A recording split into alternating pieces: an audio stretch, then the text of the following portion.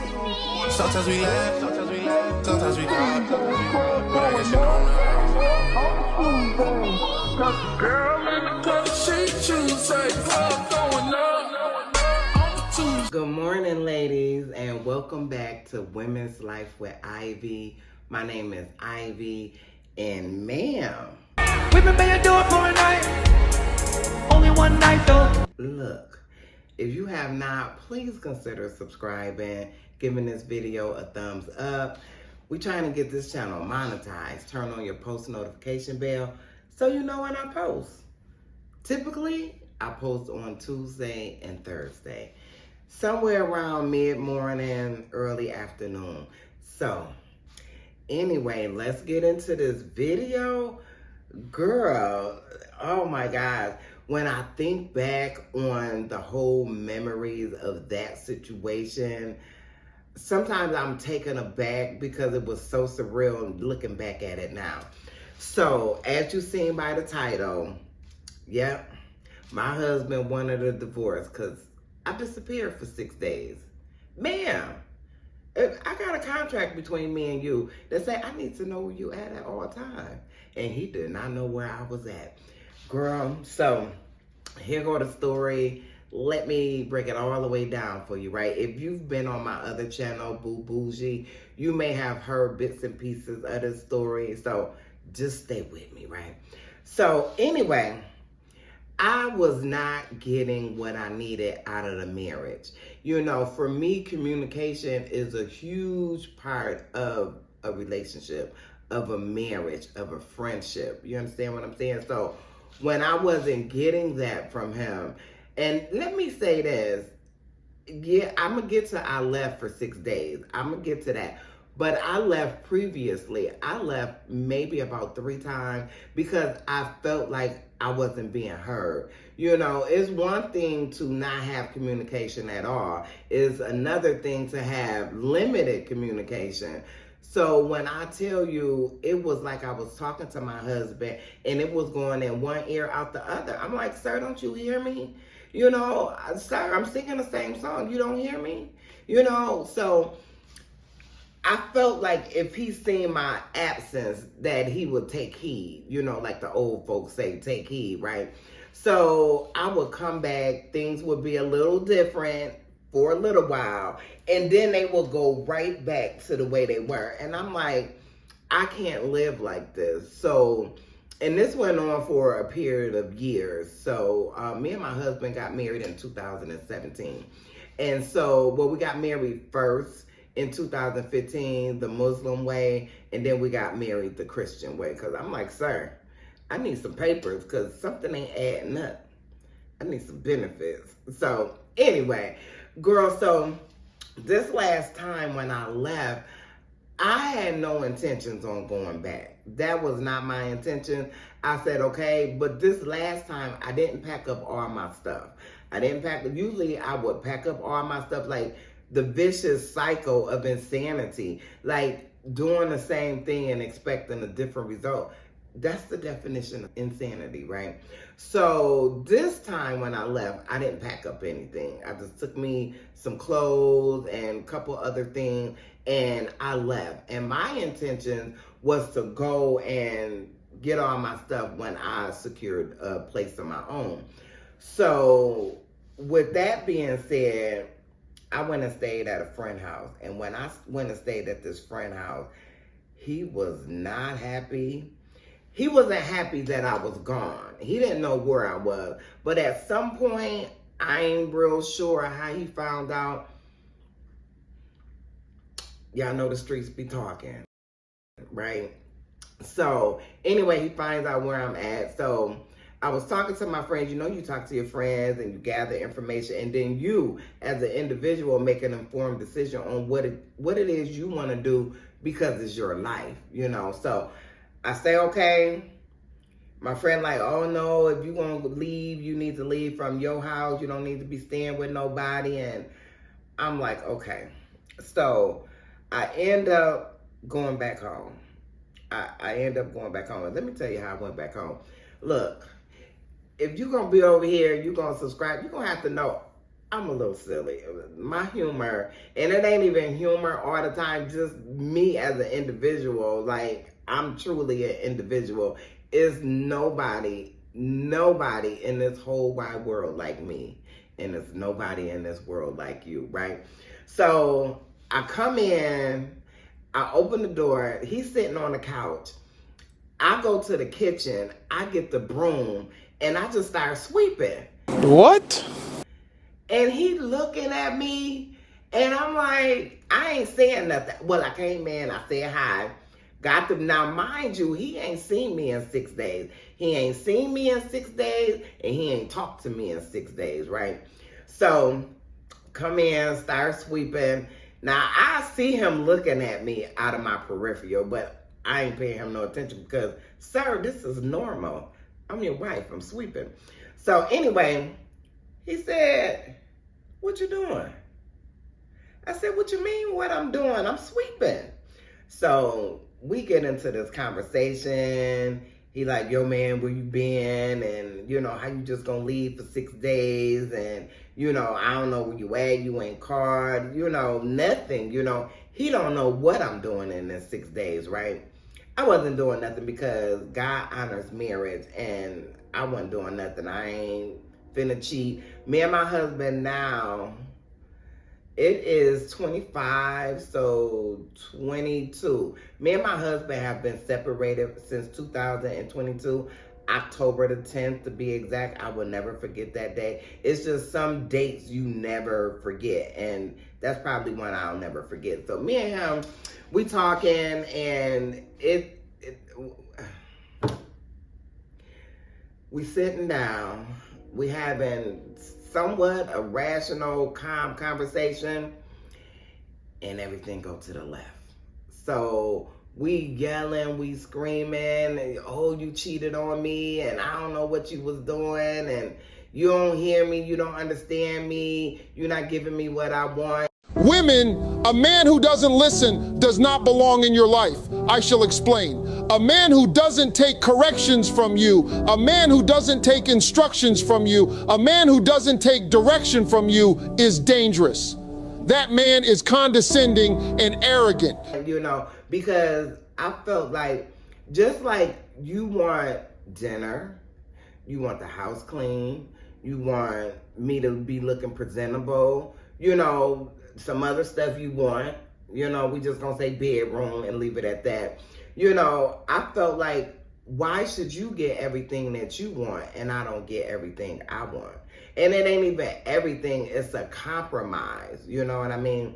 And then I end up getting hurt at work and he still expected me to do the same thing that I was doing before. I'm like, sir, don't you understand? I am in pain. You know, I may not be sitting here crying and woe is me, but I'm in pain. So anyway, wasn't hearing me, and you know, so I go back and like I said, we tried to talk and it turned into yelling, it turned into screaming. It just didn't work out. You know, it didn't work out. Things got real ugly before they came to where we are now. Because now we're able to talk and be cordial. I live in my own home and he lives in his home. And for me, I'm not, because we have not discussed anything as to why I left. All of those times, not just the last time where I was gone for 6 days, but all those times I left before. You know, it's like the bait and switch. Like, I tell you what you want to hear until I get you back in the door. And then I'm right back doing the same thing. I'm right back to my same shenanigans. You know, what I learned in this life, ladies, you cannot be upset or be mad at somebody for how they feel or how they present themselves in life. If that's how they present themselves in life and it's not something that you like or it's not something that you desire, you have a choice. The power is in your choice. You can leave. You do not have to stay in a relationship that does not serve you. You know what I'm saying? Spiritually, mentally, emotionally, financially. Now, my husband was a great provider. He was a great provider. Paid majority of all the bills. I paid like next to nothing. You know what I'm saying? But that wasn't enough. You know, just because a man is paying all the bills, a lot of women stay for that reason. You know, they want the softer, easier way. You know, I didn't want that. I wanted a husband who was in tune with my emotions. Like, I need you to hear me. I need you to empathize with me. And if you can't give me that, then that's okay. And I'm saying it now like it's just rolling off my tongue, but it was not that easy in those moments with him. You know, now we talk, we laugh, we talk to the kids, and then I go home or I hang up my phone or whatever the case might be, because that's a life he's chosen to live now. Why we haven't gotten a divorce? Now, he said he wanted a divorce. And then he ain't say nothing else about a divorce, you know. And so I'm at a place of contentment in my life where I am now. And like I said, I know that God honors marriage. But for me, I'm not, now this is me. Now you may have another take on it. I am not willing to subject myself to being miserable for the rest of my life. Like, your needs get met, your point of view is heard, and what I get. What do I get? You know, so I love him. I still love him. He loves me, but that's not enough. That's not enough. You know, for me, I need a partner, not a roommate. Your roommate don't have to get you. Your roommate don't have to understand you. All your roommate needs to do is pay his half of the bills and keep his side clean. That's all your roommate have to do. I don't want a roommate. I want a husband. I want a partner. I want a significant other. You know, and so for me, it's just best this way. It was hard in the beginning.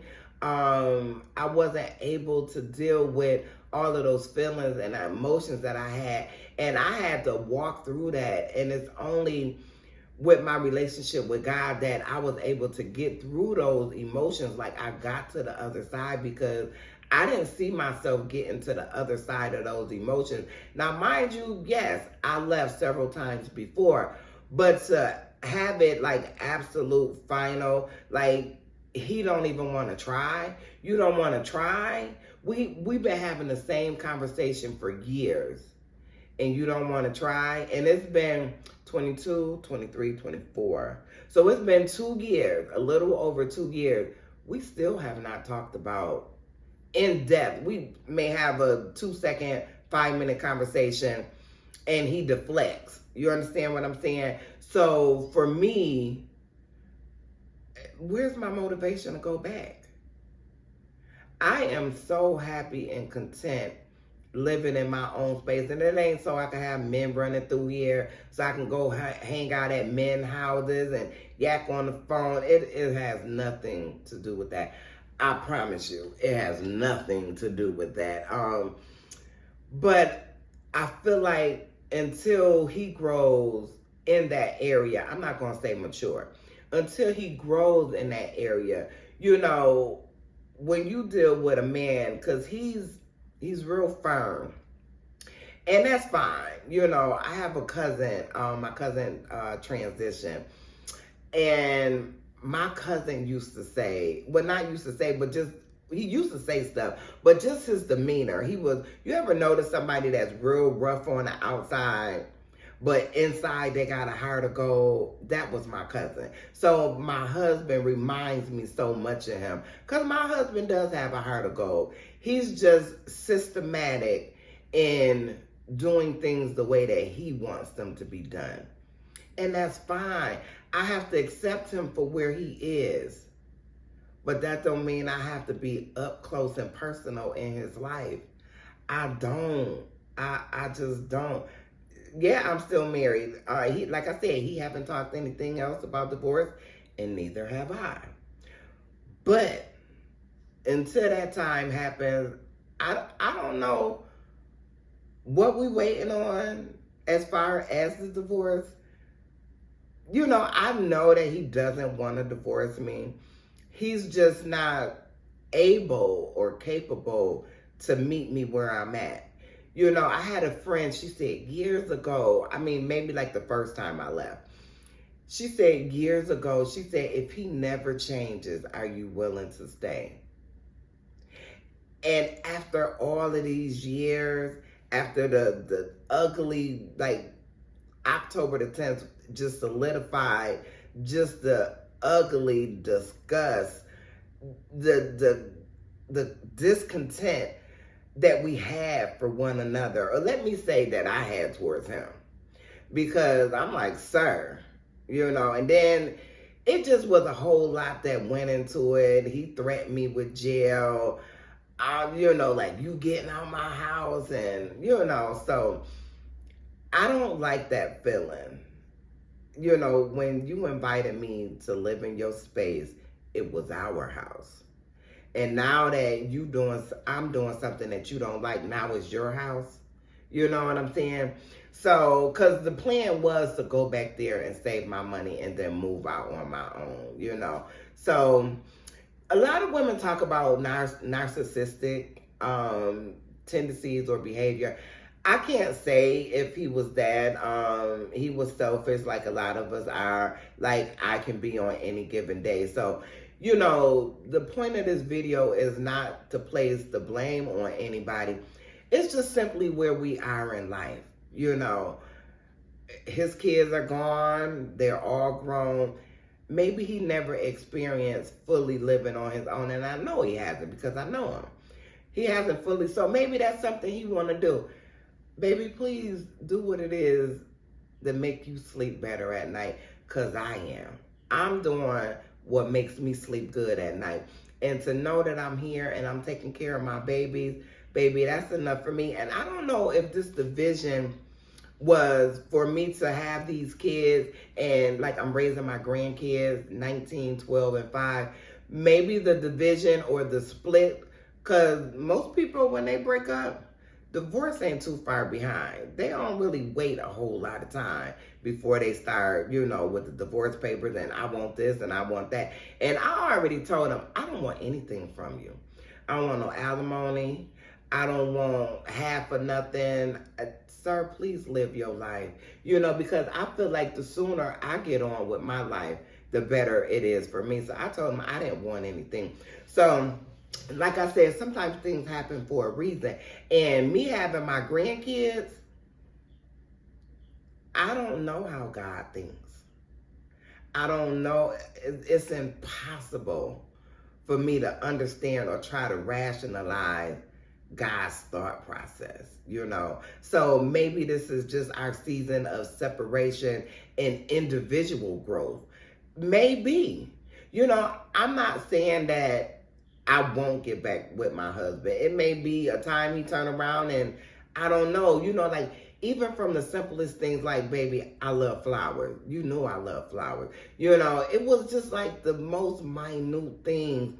But when you have so many, they just kind of pile up. And that's what happened in my relationship with my husband, because, you know, I want to be submissive and I want to, you know, let my husband lead. But it's like, sir, where you leading me to? Where we going? This don't look right. And it don't feel right. You know, so, you know, I just let things transpire the way that they do. And for me, I am on the right path. I'm on the right path, no matter what it looks like to anybody outside. And like I said, we may get back together, we may not. I don't know. My main focus is raising my grandkids. God gives me the wherewithal to do that, you know. So, well, let me get back, because I know a lot of y'all going to ask, well, that wasn't right, you left for 6 days. If I had planned on, if I was in a marriage and I was happy and I was whole, and I'm not saying 100% of the time, because that's naive to think that in a marriage you're going to be happy 100% of the time. I get that. I understand that completely. But would I have stayed in the relationship and been miserable? No, I wasn't going to do that. So me leaving, if I was happy, let me say it like this. If I was happy and I was whole, that leaving for 6 days never would have occurred. Let me say it like that. If I was cheating, and because my husband drives trucks, so if I was cheating, and if I was cheating and my husband was out driving trucks and he came home and I wasn't there and I didn't answer the phone, yeah, maybe I ain't want to be seen or heard because I'm doing something I ain't got no business. That was not the case. Like I said, my intentions was not to go back to my husband. It was to say, look, I'm done. I wash my hands. I'm finished, you know. So where our relationship is going to go from here, I don't know. I only could stay in the day. I only can deal with what's before me right now. I don't like to overwhelm myself, and I'm not going to keep pushing. You know, in the beginning, like after we broke up, some months kind of settled us down and we, you know, came back to cooler heads, you know. Just where we are now just kind of works for both of us. You know what I mean? Maybe things will change. I don't know, you know. And what she say, they be asking too. But that's not where my head is at. That's not where my mindset is at, you know. And my husband knows that. I love him. I love him. You know, I wish some things can change. And let me just say, of course, I know he wish some things would change with me because my husband has always dealt with white women. Always dealt with white women. His ex-wife is white. His children's mother is white. So when I tell you, maybe the quote unquote black woman, maybe it's too much for him. Cause baby, if you've been around here for a while, you know I got a mouth and sure do. So I don't know where we're gonna go, but I know that when I left for those 6 days, it was what I needed to do for me, you know. And sometimes God does for us what we cannot do for ourselves. I needed the time and the space to get myself together spiritually, mentally, and emotionally. Do you know how many times I wanted to go back to my husband because of the financial burden? You know, it's like I don't have to struggle and he gonna pay all the bills. You know what I'm saying? I may pay one or two, you know, the trash bill and the light bill. For a 3-story house? Exactly, right. So, you know, but the trade-off, it was like selling my soul, and I wasn't willing to do that. I was not willing to sell my soul, and that's what it felt like. I remember asking him right before my first rent was due in my apartment, because I had stayed with some friends after I slept in my car. Let's not leave that out, right? I remember going to him and asking him, can I come home? Like, I swallowed my pride, even though I knew I wasn't getting. I'm just telling y'all about me, because maybe somebody in the same situation or the same type of scenario, right? I remember the fear kicked in, right? And so I remember going to him and asking him, can I move back in? And he said yes. And so I'm like, okay. And he like I said, he drove trucks. So he's like, I'm doing a truck this weekend, blah, blah, blah. I said, okay, cool. Give me the key so I could start moving my stuff in, because I think the first was a couple days, like where I had to actually give them some money, security, all of that. He said, oh, I said you could move back in, but I ain't say now. I said, baby, you should have caught me when I was begging. You should have caught me when I was begging. And I never gave, from that day to this day, I have never given him another opportunity to do that to me again. You know, because in that growth that I had to go through, even though I knew going deeper inside, because it's an inside job, you know, stuff is not going to fix you. You got to go in, right? And that's when it was really solidified, like my relationship, my bond with God. Like, he is my source, not my husband. As much as he should be the provider, he's not my source. You know, God makes things happen. God provides. I have not went one day without a meal. I haven't went one day. My lights were cut off for a couple hours. and I paid it and the lights came right back on. So when I tell you, God has met me at every turn. At every turn. I'm talking about when I wavered, when I fell short, when I had the woe is me, when I had the why. God was right there to pick me up and to carry me. So when I tell you, girl, sir, you're going to have to come correct. Because my daddy don't play about me. And if you don't get it right, what they say, well, one man won't do, another man will. Girl, bye. I'm just playing. So, and just let you know, like, yeah, sometimes we do things, we make rash decisions for a temporary situation, you know. And me leaving for those 6 days, that's what I felt like I needed to do, because I felt like that this was it, this was over, and I was done, you know. Everything, a domino effect. You know, who knows if I didn't leave for that 6 days, where I would be right now. You know what I mean? And it's nothing like living a life that you're not happy, that you're not satisfied, like you feel like you owe the other person something.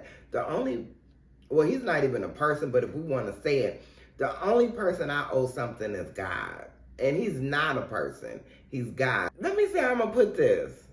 And I'm not cutting this out because I don't know why I have a brain. See, the devil is a liar. You know, I get on here and I share my testimony of where I've been. And I know that it's helping women. Even if it's one, I've done my job.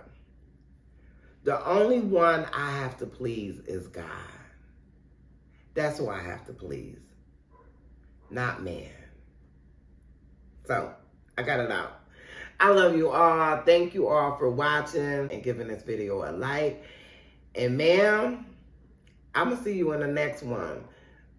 Look, I get on here and I talk about me. It is what it is. I don't make the best decisions. And I don't always say what's favorable. But I speak from my heart. If you don't get anything out of this message, out of this video, to thine own self, be true. I love you all. You can never be what I am, but as long as he with me, that's what it's gonna be.